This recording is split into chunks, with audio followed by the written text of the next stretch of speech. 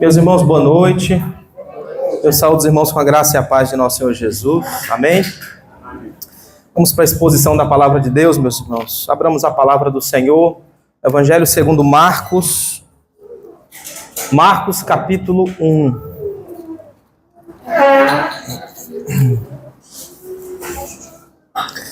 Marcos, capítulo 1, somente o versículo 14 e 15.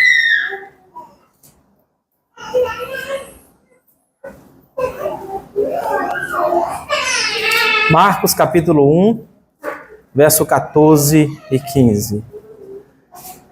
Ouça com fé a leitura que farei da palavra do nosso Deus. Depois de João ter sido preso, foi Jesus para a Galileia, pregando o evangelho de Deus, dizendo: o tempo está cumprido e o reino de Deus está próximo. Arrependei-vos e crede no evangelho. Oremos ao Senhor mais uma vez. Bondoso Deus, eterno Pai, Deus de infinita misericórdia. Senhor, nos achegamos a Ti cônscios da nossa pequenez e debilidade, da nossa carência de graça e do Senhor. Ó Pai, abra nossos olhos, desvenda, Senhor, a nossa mente, dá-nos entendimento, ó Deus, onde nós possamos de fato entender que Cristo é suficiente para a nossa salvação, para o nosso contentamento. Dá-nos um coração humilde, Pai, enquanto ouvimos a Tua palavra. Fale conosco, nos ajuda, Senhor, nossa falta de fé.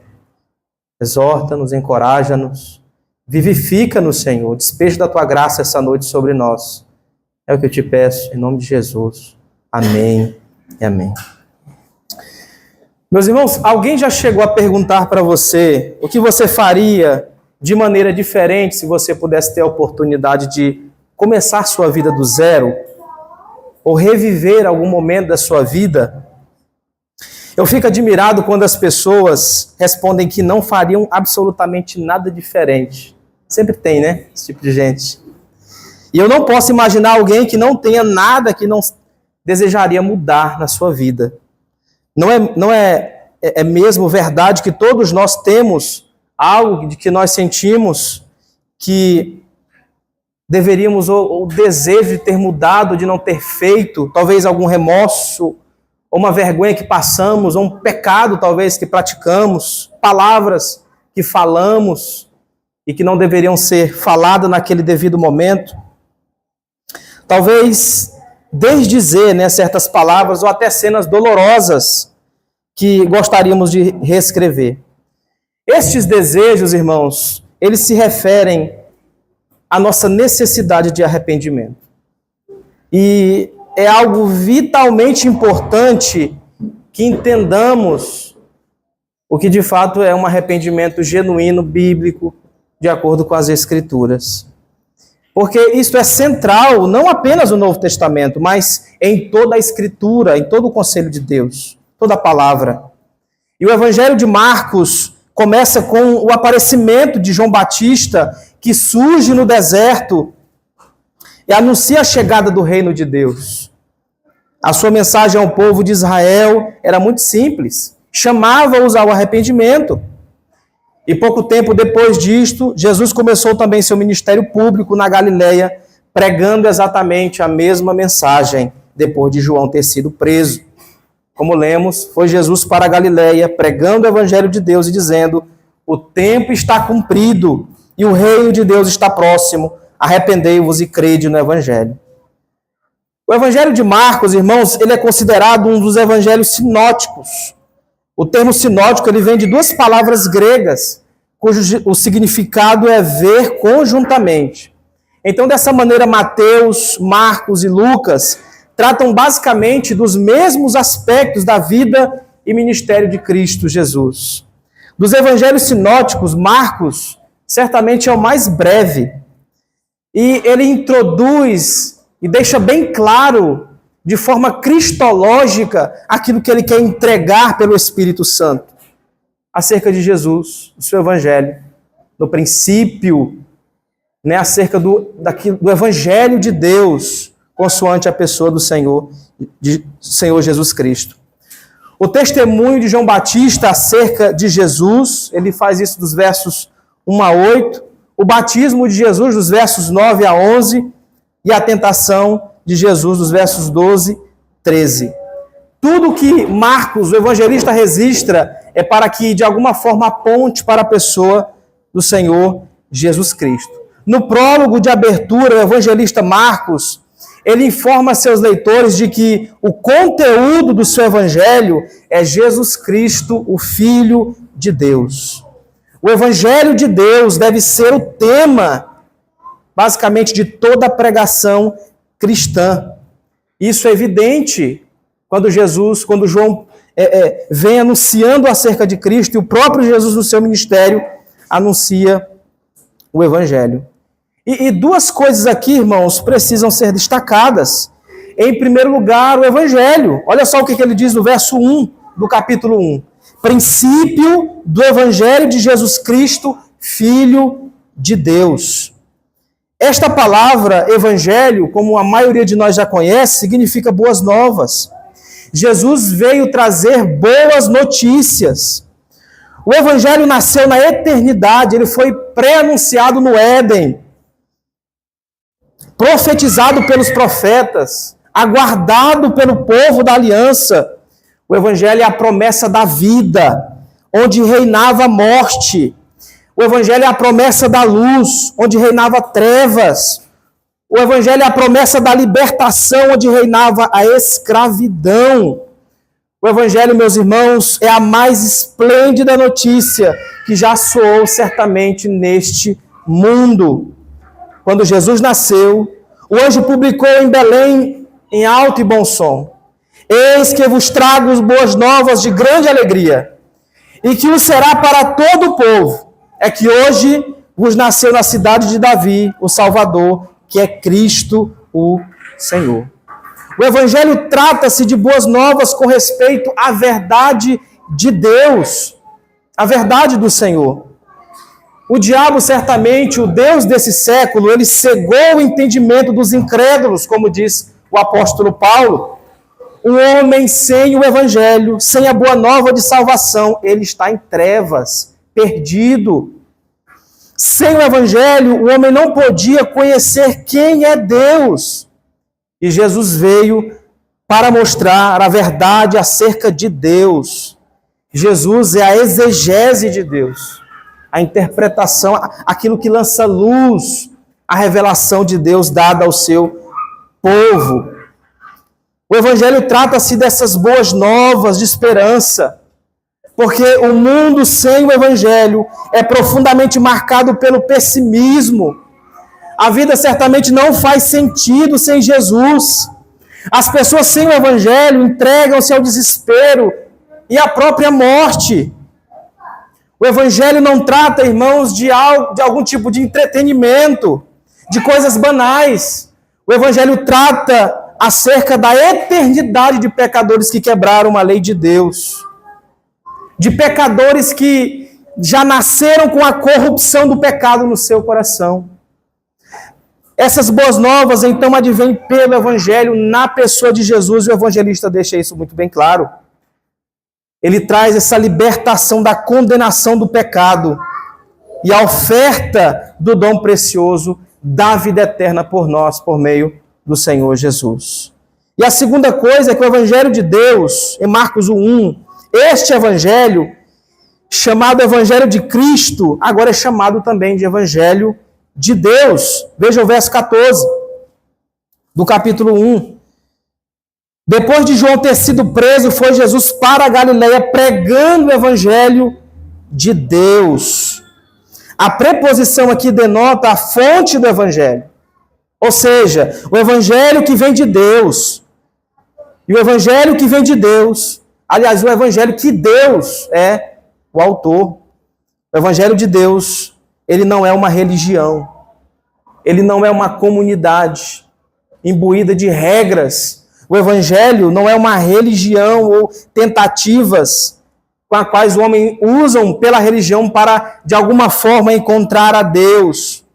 O evangelho é Deus buscando o homem Todas as religiões tratam do que o homem pode fazer para agradar a Deus. O Evangelho fala do que Deus fez pelo homem. As pessoas hoje dizem, o melhor de Deus está por vir.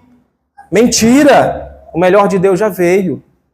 Há 2000 anos atrás, Cristo Jesus, nosso Senhor e Salvador. As religiões são impotentes para reconciliar o homem com Deus. Mas o Evangelho nos aponta para o Senhor Jesus, o caminho vivo para Deus, em quem temos o perdão e a vida eterna. Então a pregação, irmãos, ela deve ser uma obra de suma importância na vida da igreja.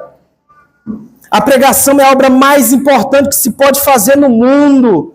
Nenhum trabalho pode ser mais primordial e mais urgente do que a pregação do Evangelho. Jesus Cristo, o Filho de Deus, fez-se carne. E J. Parker fala que Deus teve um único filho, e ele fez desse filho um pregador. Ele fez-se carne para anunciar a verdade desse Evangelho.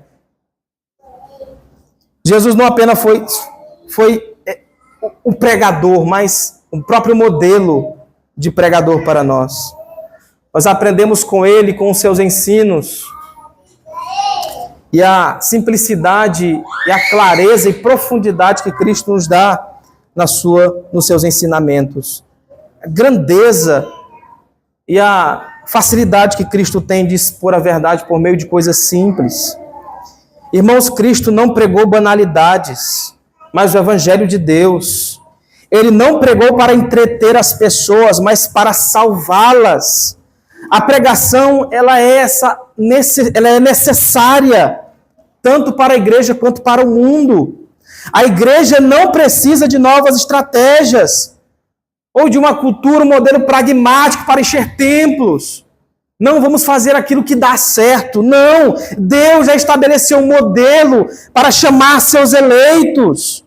E é por meio da pregação bíblica, da exposição do Evangelho, de um Deus santo que salva pecadores injustos, pela pregação do Evangelho, onde pecadores que, quando são expostos a essa verdade, reconhecem a sua necessidade de um Salvador e correm para Cristo em arrependimento e fé genuíno. A pregação, meus irmãos, ela é o instrumento usado por Deus para chamar os pecadores. A fé vem pela pregação e a pregação pela palavra de Cristo. E isso revela a supremacia da palavra de Deus e a primazia da pregação para a igreja e para o povo de Deus. Devemos pregar, meus irmãos, não sobre a palavra, mas a palavra de Deus. O apóstolo Paulo, pelo Espírito Santo de Deus, ele já havia profetizado acerca dos tempos com os quais nós estamos vivendo. Ele conjura Timóteo pelas misericórdias de Deus. E ele revela tempos sombrios em sua segunda carta, no capítulo 4. Conjuro-te, pois, Timóteo, diante de Deus e do Senhor Jesus Cristo, que há de julgar vivos e mortos pela sua manifestação e pelo seu reino. Timóteo, pregue a palavra, estes a tempo, quer seja oportuno ou não. Anuncie o Evangelho, aquele que foi entregue a você. Paulo coloca isso a Timóteo, a responsabilidade dele de pregar o Evangelho à igreja em Éfeso. E ele expõe a volta de Deus, o juízo e o julgamento de Deus, que conhece os corações e que há de julgar todas as coisas, pela sua manifestação, pelo seu reino. Meus irmãos, a palavra é o conteúdo da mensagem, e a autoridade do mensageiro é a palavra de Deus.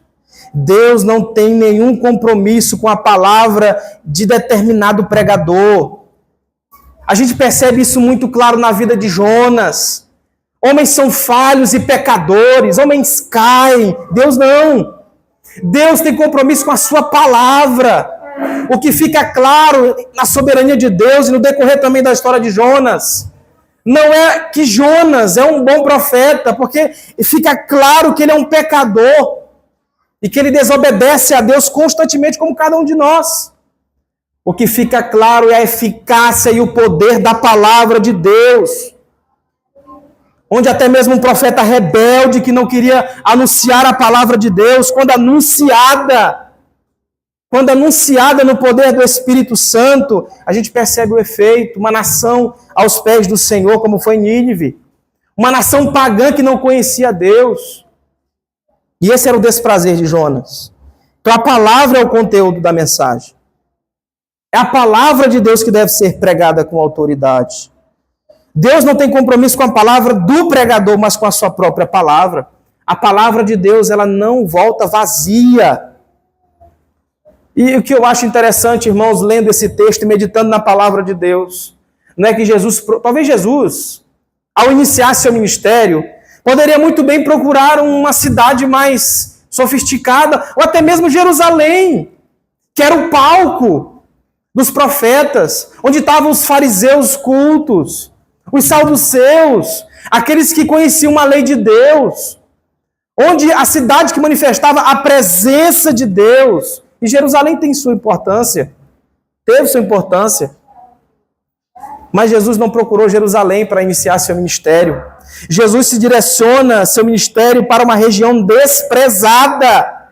Jesus inicia o seu ministério, o texto é claro, ao dizer que João, ao ter sido preso pelas autoridades, Jesus foi para a Galileia pregando o evangelho de Deus.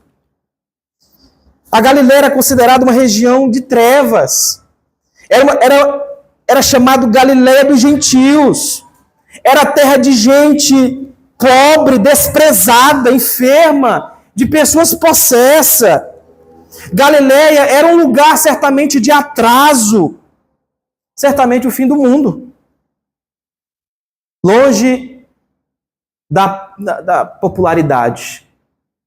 Jesus não procurou isso, não procurou palco, palanque, um púlpito elegante. Jesus não procurou ser polido no seu discurso. Jesus pregava o evangelho e a palavra de Deus, aquilo pela qual o Pai, Deus o Pai, a qual ele se submeteu à vontade de Deus, o Pai anunciando assim o evangelho de Deus, que era o seu autor revelado na pessoa dele, na pessoa de Jesus. Foi nesse berço de trevas, conflitos, preconceitos e paganismo que o evangelho começou a ser proclamado. Não foi numa capital bela, não foi num lugar suntuoso, não foi num lugar onde havia beleza, uma cultura formidável. Não! Jesus inicia o seu ministério na Galileia dos gentios, naqueles que estavam sendo desprezados pelas autoridades. Conhecido como gentinha. Foi nesse berço de trevas que Jesus inicia e proclama o evangelho de Cristo. Deus não faz acepção, irmãos.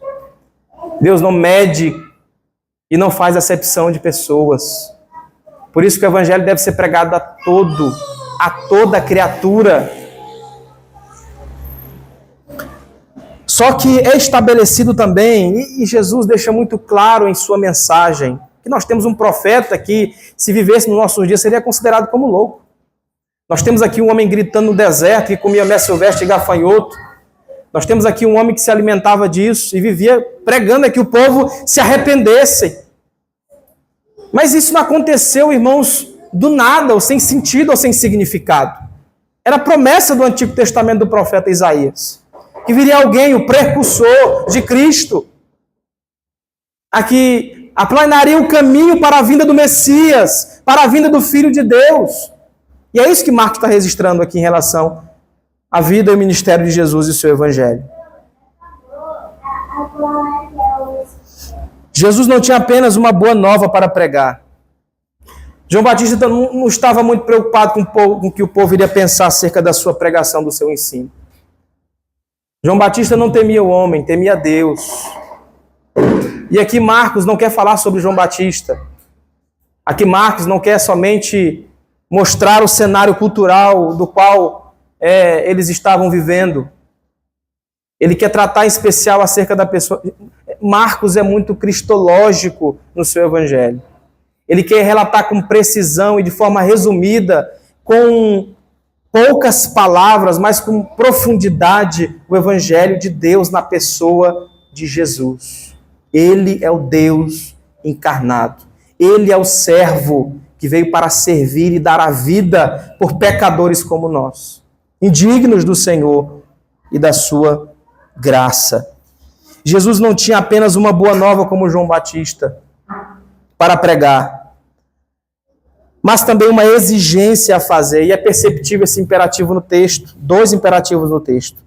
Ele aponta aqui certamente 2 condições para se entrar no reino: arrependimento e fé. Meus irmãos, onde não há verdadeiro arrependimento, não há fé autêntica. Meus irmãos, o arrependimento implica tristeza pelo pecado. Um arrependimento genuíno implica confissão do pecado e fuga do pecado. Hoje, as doutrinas da graça estão tomando de conta das redes sociais. Maravilha. Mas há pessoas usando das doutrinas da graça para viver no pecado. Uma vez salvo, salvo para sempre. Eu já estou eleito. Então cruzo meus braços e é Deus que faz tudo. E muitos se entregam deliberadamente aos seus pecados e não procuram viver em uma responsabilidade dependente diante de Deus. O fundamento da salvação é Cristo. O autor da salvação é Deus, como diz Jonas 2,9. É Ele e a Ele pertence a salvação. Mas após, irmãos, sermos restaurados pelo Senhor, Deus transformar a nossa natureza pecaminosa pelo poder do Espírito Santo em nós, certamente não ficamos da mesma forma como estávamos outrora antes de sermos alvos da graça de Deus. É impossível alguém ser colidido pela glória de Deus e permanecer do mesmo jeito. É impossível. E o arrependimento bíblico é isso, é tristeza pelo pecado. É Davi, quando foi confrontado pelo profeta Natã, dizendo: foi você que matou essa ovelha, esse homem é você que pecou, que matou o marido de Batseba, foi você. É você que pecou contra Deus. Davi então se arrepende e sai aquele belíssimo salmo, o Salmo 51. Contra ti somente, Senhor, eu pequei. E fiz aquilo que é mal diante dos teus olhos. Isso é arrependimento. Arrependimento, irmãos, não é remorso. Arrependimento não é uma tristeza momentânea. O arrependimento, ele nos muda de direção. Ele faz com que viramos as costas para o pecado e nos voltamos para Deus. Com fé genuína. E a mensagem do arrependimento, esse chamamento de Deus, que é a única esperança do homem, é o arrependimento. Fica claro no decorrer de toda a Escritura. Você vai ver nos profetas do Antigo Testamento o povo pecando e Deus chamando o povo ao arrependimento. Você vai ver na pessoa de João Batista pregando arrependimento para a remissão de pecados. Jesus pregando arrependimento. Pedro pregando sobre arrependimento. O apóstolo Paulo chamando o povo ao arrependimento. Mas o triste, irmãos, é que vivemos em uma geração que não valoriza o arrependimento. Não vemos hoje os soluços que brotam, irmãos, dos crentes, daqueles que se dizem arrependidos por causa do seu pecado. Nós não vemos a agonia do arrependimento, como era clara nos puritanos e nos autores bíblicos, por causa do seu pecado. Arrependimento é isso. É quando percebemos a vileza do coração. É quando Deus desvenda os nossos olhos e cura da nossa cegueira espiritual, nos liberta e mostra quem somos, de acordo com a sua palavra. E fica explícito e claro, irmãos, quando o evangelho é exposto, a necessidade de um Salvador, de Cristo, do Senhor Jesus. Mas vivemos em uma geração que não valoriza o arrependimento. A nossa geração nem gosta de ouvir sobre isso. Irmãos, o que tem de pregadores aí carregando multidões. Multidões. E o pior são essas multidões que financiam tais pregadores. Que querem mensagens agradáveis. Mensagens que não me mude ou que cobrem de mim alguma coisa. Arrependimento, conversão, nada disso. Eu quero ouvir coisas agradáveis. Não é isso que a gente vê na pregação de Cristo. Não é isso que a gente vê na pregação dos profetas. Existe uma urgente necessidade do povo de Deus voltar, irmãos, ao arrependimento genuíno, a um arrependimento verdadeiro, que brota de um coração que reconhece a vileza do seu coração, que percebe que pecou contra Deus, que vê claramente a necessidade de Cristo. Mas o que é arrependimento? A palavra grega para arrependimento é metanoia, significa literalmente uma mudança de mente. O arrependimento envolve a razão, envolve a nossa emoção e também a nossa vontade. Ele envolve a razão porque é uma mudança de mente. É quando o pecador toma conhecimento da hediondez do seu pecado e da maravilhosa graça de Deus. É quando temos os nossos olhos abertos e a nossa mente iluminada pela verdade do Senhor. É a bondade de Deus que nos conduz ao arrependimento. É a graça de Deus que nos conduz a esse verdadeiro arrependimento. O arrependimento envolve também a nossa própria emoção. Tristeza, como Paulo diz em 2 Coríntios 7,10, é uma tristeza segundo Deus. Ele envolve o elemento da penitência, é choro pelo pecado, como o próprio Davi, que tinha consciência contra quem ele havia pecado. Pecado contra o Senhor. Contra ti somente eu tenho pecado. O arrependimento, irmãos, é essa mudança, essa transformação. E o que a nossa geração precisa e necessita de arrependimento. É a nossa única esperança. O profeta Isaías, quando profetizava ao povo de Judá, o povo dizia que para ele a pregação e a profecia do Senhor era como canções. Eram canções. E eles não queriam buscar a Deus, buscar em Deus um arrependimento genuíno. E isso revela, irmãos, claramente a condição da nossa geração e a necessidade de arrependimento que temos também em nossos dias. Aí você se pergunta, eu vou me arrepender de quê? Meu irmão, quem faz esse tipo de pergunta, ele ainda não entendeu a profundidade, a hediondez, o buraco com o qual ele está imergido. Na lama com a qual ele está imergido, imerso. Nós precisamos entender que toda a nossa constituição está contaminada pelo pecado. Não existe nada de bom em mim e em você.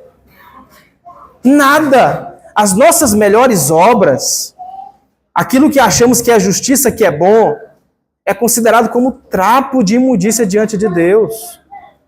Tudo que é feito sem fé é pecado. Tudo que não é feito pela fé em Cristo Jesus constitui-se pecado. E é por isso que muitos não entendem a necessidade do Evangelho. Porque vivemos numa geração que não tem pecado. Se não tem pecado, não tem problema. Se não tem problema, não há necessidade do Evangelho. E é onde muitos irmãos, diante disso e dessa falácia, estão perdendo a si mesmos, sua família, a sua vida. Entregam diante disso deliberadamente ao mal, à maldade, ao pecado. Talvez esperaríamos, irmãos, uma mensagem mais palatável do Senhor Jesus. Talvez alguns conselhos sábios, ou uma sabedoria que nos trouxesse mais motivação na vida. E é o que as pessoas usam hoje grandemente. A maldita teologia da prosperidade permeou no meio da igreja, onde tudo que envolve Deus está associado à bênção. Tudo, falou Deus, falou Jesus, eu quero a minha bênção. Eu vou porque eu quero isso de Deus. É como se Deus e os anjos fossem somente aquele despachante de bênçãos. Isso não é o Evangelho. Isso não é o Evangelho de Cristo Jesus. O Evangelho, irmãos, é um Deus santo, justo, que está irado. O Evangelho é um Deus santo que não pode contemplar o pecado, que não pode ver o mal e aborrece qualquer tipo de pecado. O Evangelho, irmãos, é esse Deus irado, santo, mandar o seu Filho, que cumpriu toda a sua lei perfeitamente no nosso lugar, assumindo o nosso lugar, morrendo no nosso lugar, assumindo a nossa condenação, o nosso inferno na cruz, para que nós pudéssemos ter a vida eterna, para que essa relação, esse relacionamento com Deus, que foi rompido, quebrado pelo pecado, fosse reatado novamente, pela graça e pela fé na pessoa do Senhor Jesus. Meus irmãos, não queiram, e eu sei que essa igreja, graças a Deus, nós temos pastores que prezam pela verdade. Irmãos, valorizemos isso. Eu percebo que quanto mais Deus, em sua palavra, e quanto mais o púlpito é fiel em relação à exposição do Evangelho, ao proclamar a verdade de Deus, Deus está conclamando a sua igreja, o seu povo, a que obedeça a sua palavra, a que viva de modo digno do Evangelho, porque quanto mais um púlpito é fiel, mais julgamento é sobre nós. E tristemente, irmãos, existe uma frase de Richard Baxter que é terrível. Richard Baxter diz que o conhecimento de muitos, o conhecimento teológico, doutrinário de muitos, só servirá como tocha que os conduzirá à perdição eterna. Porque é só intelectual, não desce para o coração, e não há transformação, não há arrependimento. E isso, irmãos, é triste. Não queira viver um evangelho intelectual, vazio, inerte. Não é isso que Deus quer de nós. Porque doutrina, tem pessoas que não gostam de doutrina. Doutrina é o céu, como disse Spurgeon. William James diz que a doutrina é a arte de viver para Deus. O cristão deve amar doutrina, mas ele deve aplicar essas verdades ao seu coração, pela ação do Espírito Santo. Nós não podemos ser indiferentes quando somos expostos à palavra de Deus e ao seu Evangelho. Nós devemos prontamente responder ao Evangelho. E aqui está no verso 15 os dois imperativos que Jesus exige daqueles que querem entrar no reino de Deus. Daqueles que querem ter vida eterna, daqueles que querem ser seus filhos. Verso 15 diz, dizendo, o tempo está cumprido. Que tempo é esse? A plenitude dos tempos. Ou seja, Marcos está dizendo que Jesus veio no momento certo. Quando Jesus veio ao mundo, ele contou um contexto histórico, cultural totalmente preparado para a sua chegada. Você tem os gregos, os romanos, os judeus. Isso não foi algo do acaso, irmãos. Foi Deus preparando o cenário para a chegada do Filho de Deus.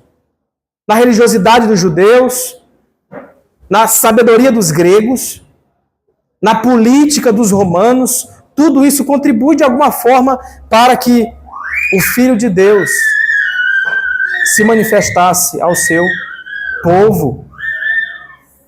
Então, no tempo exato, o apóstolo Paulo entendeu isso, ele diz que Jesus veio na plenitude dos tempos. Ou seja, no momento preparado, no momento exato, no qual o próprio Deus estabeleceu. E Jesus continua o texto dizendo que o reino de Deus está próximo. E porque o reino de Deus está próximo, na vida do Filho de Deus, arrependei-vos e crede no Evangelho. Jesus simplifica aqui aquilo que é tão profundo que Paulo tenta, aliás, que Paulo faz com maestria na carta de Paulo aos Romanos. Paulo não consegue se conter ao expor o Evangelho aos Romanos, a explicar a beleza e a glória do Evangelho na pessoa de Cristo. Paulo explode em louvor no capítulo 11. Ó profundidade da riqueza, tanto da sabedoria quanto do conhecimento de Deus. Porque quem, pois, foi seu conselheiro? Quem primeiro deu a ele para que ele seja retribuído? Porque dele, por ele e para ele são todas as coisas. A ele, pois, a glória eternamente. Amém. O apóstolo Paulo, ao entender a glória da mensagem do Evangelho, ele explode em doxologia, em louvor, porque ele entendeu a beleza e a glória do Evangelho. Ele queria deixar isso claro aos romanos. Isso fica claro na carta de Paulo aos Romanos. Ele sistematiza toda, ali uma teologia sistemática, até o capítulo 11. Depois ele mostra a parte doutrinária, a partir do capítulo 12. E a beleza da carta do apóstolo Paulo aos Romanos mostra aquilo que Cristo nos diz aqui hoje, com economias de palavras, da profundidade e daquilo que o Evangelho exige de nós. Arrependimento, e que nós vamos crer nesse Evangelho acerca do testemunho que Deus dá do seu Filho, Jesus. Então só posso ingressar nesse reino, me tornar co-participante de Deus, juntamente com Cristo, quando há arrependimento verdadeiro, quando eu creio de fato no Evangelho. Irmãos, o creio, o arrependimento aqui não é algo que a gente, alguém que pega um panfleto e lê um versículo atrás do verso, que pede para que ele ore, e ali ele orou e fez a oração do pecador e está salvo. Não é isso. Ter o Evangelho, entender o Evangelho, crer nele, é primeiramente enxergar, irmãos, essa necessidade em nós. Não existe pecador com o qual teve um encontro com Deus, que ele ficou da mesma forma. Isaías é um exemplo claro disso. Quando ele vê a santidade de Deus e a pecaminosidade do seu coração e do seu povo. Ai de mim, estou perdido. Assim também somos nós quando exposto ao Evangelho. O Evangelho revela, irmãos, a nossa necessidade de arrependimento, de que nós, com pensamentos, palavras e obras, quebramos a lei de Deus constantemente, avidamente. Não é algo que você não queira naturalmente. Está em você, está em nós, está em mim. Só o que pode lidar com o Evangelho, com o pecado em nós, tratar o pecado em nós, é o Evangelho por meio do arrependimento. Quando Deus desvenda os nossos olhos, nós percebemos a necessidade de Cristo, a necessidade de salvação, a necessidade de conversão. O Espírito Santo age em nós. Nós cremos em Deus e no seu Filho que morreu no nosso lugar naquela cruz. O arrependimento, irmãos, envolve a nossa vontade. É dar certamente meia volta, é voltar-se do pecado para Deus. Arrependimento é mudança de atitude diante do Senhor. Não é um arrependimento vazio, sem frutos. O arrependimento verdadeiro, ele é evidenciado por frutos. Não é como o arrependimento de Faraó que disse, pequei, apenas para se ver livre do terror, e logo depois endurece ainda mais o coração. O arrependimento não é como Acã que disse, pequei, como um criminoso que é flagrado no seu delito. Não é como Balaão que disse, pequei, mas continuou vendendo sua consciência por dinheiro. O arrependimento não é como Judas, que disse pequei, mas que foi se enforcar depois. O arrependimento não é apenas uma tristeza pelas consequências do pecado, mas tristeza pelo pecado em si. É isso. É o temor que se apodera de nós pelo Espírito Santo. E cônscios da presença do pecado, de que erramos, nós nos voltamos para o Senhor com fé genuína. E não é por meio de uma multidão evangelística com a qual levantamos a mão e diz, eu quero aceitar Jesus. Não. E também não quero desmerecer quem foi alcançado dessa forma, porque Deus o chama também. Mas não é nisso que está pautado, irmãos, a fé genuína e a evidência de que você creu no Evangelho e nasceu de novo. Mas é quando somos alvejados pela glória de Deus. É quando Deus, irmãos, Ele adentra em nós pela sua palavra, aplicando no nosso coração a sua palavra e revelando quem somos de fato. Mostrando como somos feios. Não há nada de bom em você, em nós.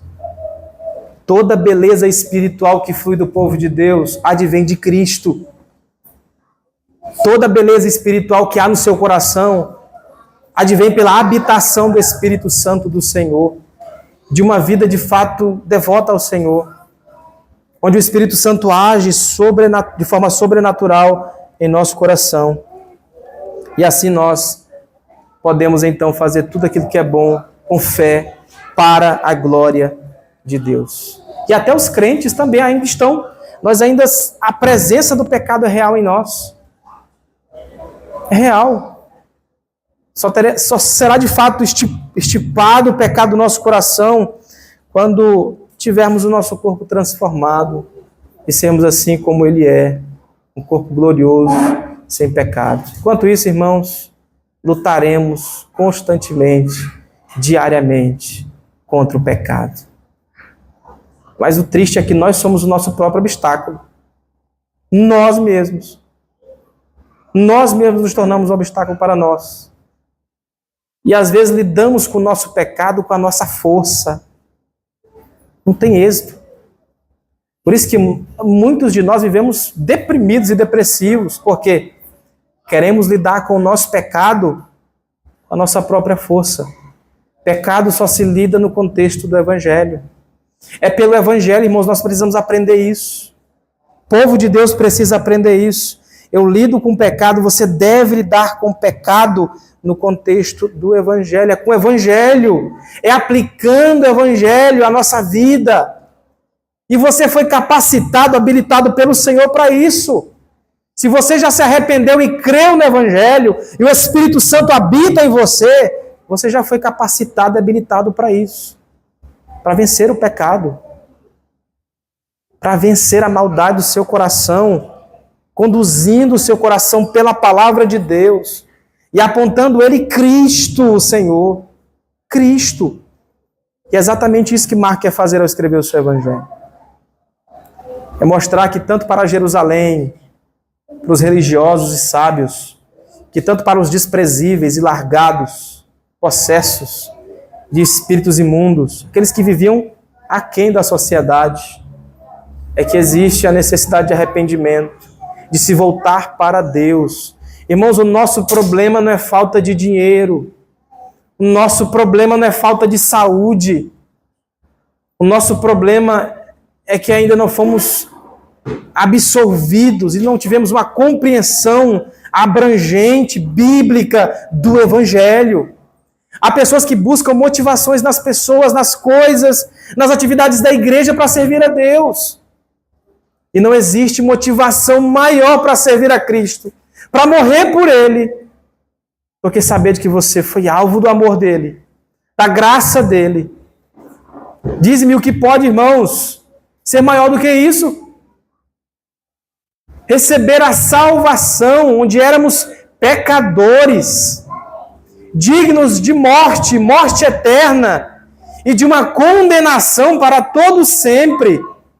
Mas Deus é tão misericordioso, Deus é tão amoroso, que Ele manda o seu Filho a este mundo, sem pecado, sob a lei, que foi humilhado, cuspido, que foi zombado naquela cruz. E não era por causa do pecado dele que ele estava sofrendo, por causa do nosso pecado. Por isso que existe, irmãos, o escândalo em relação ao Evangelho. Por isso que muitos não conseguem compreender o Evangelho. E os romanos ficavam atônitos em relação a isso. Para eles, alguém que era crucificado era um assassino, alguém terrível. Mas aquilo que é loucura para o mundo é poder de Deus para a salvação daqueles que creem. É poder de Deus para aqueles que se apegam e se agarram a Cristo. E tem de Cristo e faz dele o contentamento da sua alma. Da sua alma. Aquele que prova do Evangelho. Aquele que tem a Cristo. Não há necessidade de mais nada. Paulo entendeu muito bem isso. E mesmo já velho, numa caverna e numa gruta, como diz Filipenses, ele não desistiu de progredir. Ele disse, eu faço uma coisa, eu prossigo para o alvo, para o prêmio da soberana vocação de Deus em Cristo Jesus. Eu prossigo, eu vou avante em relação a Cristo.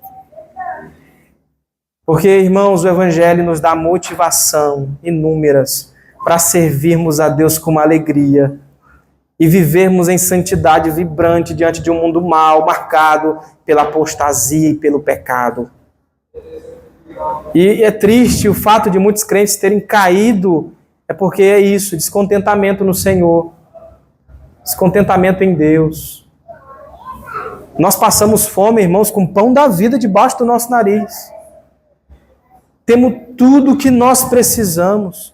Aquilo que Cristo nos dá em sua palavra, que pode suprir o coração mais vazio sobre esse mundo. Cristo. Queira Cristo. Não queira entretenimento, não queira outra coisa que não seja Cristo Jesus. E certamente, se você tem esse princípio no seu coração, não só você, mas todos os que o rodeiam serão inflamados por isso.